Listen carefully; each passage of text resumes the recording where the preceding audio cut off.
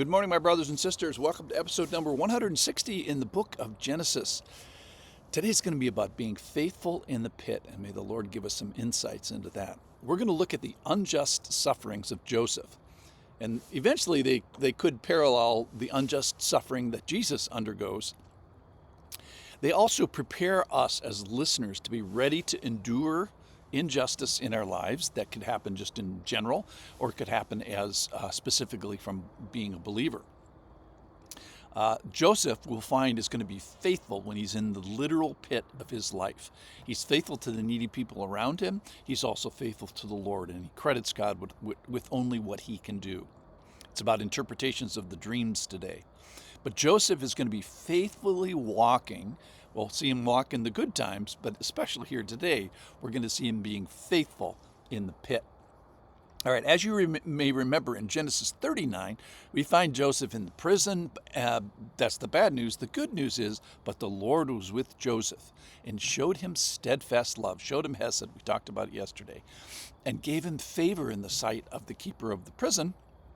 And the keeper of the prison put Joseph in charge of the other prisoners. And whatever he did, the Lord made it succeed. So we're going to pick up the story in Genesis chapter 40 today, verse 1. Sometime after this, the cupbearer of the king of Egypt and his baker committed an offense against their lord, small l, the king of Egypt. So apparently they were guilty in this. And Pharaoh was angry with his two officers, the chief cupbearer and the chief baker, and he put him in the custody of the house of the captain of the guard in the prison where Joseph was confined. The captain of the guard appointed Joseph to be with him, and he, Joseph, attended them. They continued for some time in custody. It doesn't tell us how long, and I'm curious about how long it was there.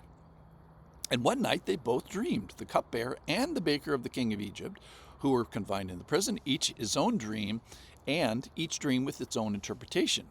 When Joseph came to them in the morning, because he's attending them, he saw that they were troubled. So he asked Pharaoh's officers who were with him in custody in his master's house, "Why are your faces downcast today?" And they said to him, "We've had dreams, and there's no one to interpret them." And Joseph said, again here crediting the Lord, "Do not interpretations belong to God? Please tell them to me."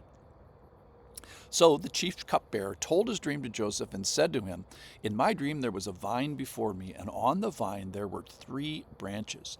As soon as it budded, its blossoms shot forth, and the clusters ripened into grapes. Pharaoh's cup was in my hand, and I took the grapes and pressed them into Pharaoh's cup and placed the cup in Pharaoh's hand." Then Joseph said to him, "This is its interpretation. The 3 branches are 3 days. In 3 days, Pharaoh will lift up your head and restore you to your office, and you shall place Pharaoh's cup in his hand as formerly when you were his cupbearer." And then Joseph asks one thing here, which doesn't happen in the story. Verse 14, "Only remember me when it is well with you, and please do me the kindness to mention me to Pharaoh, and so get me out of this house, this prison. For I was indeed stolen out of the land of the Hebrews by his brothers, and here also I have done nothing that they should have put me into the pit." That was Mrs. Potiphar, who accused him of sexual problems. When the chief baker saw that the interpretation was favorable, he said to Joseph, "I also had a dream, and there were 3 cake baskets on my head. And in the uppermost basket there were all sorts of baked food for Pharaoh, but the birds were eating it out of the basket on my head." And Joseph answered and said, "This is the interpretation. The 3 baskets are 3 days. In 3 days Pharaoh will lift your head from you." So similar prophecy, and hang you on a tree. Different kind of interpretation of what the lifting the head means. "And the birds will eat flesh from you." On the 3rd day, which was Pharaoh's birthday, he made a feast for all his servants and lifted up the head of the chief cupbearer and the head of the chief baker among his servants. He restored the chief cupbearer to his position, and he placed the cup in the Pharaoh's hands. But he hanged the chief baker as Joseph had interpreted them. Yet the chief cupbearer did not remember Joseph. So Joseph asks that he would be remembered. He's forgotten here. Apparently both the cupbearer and baker are guilty, or at least they committed some sort of offense.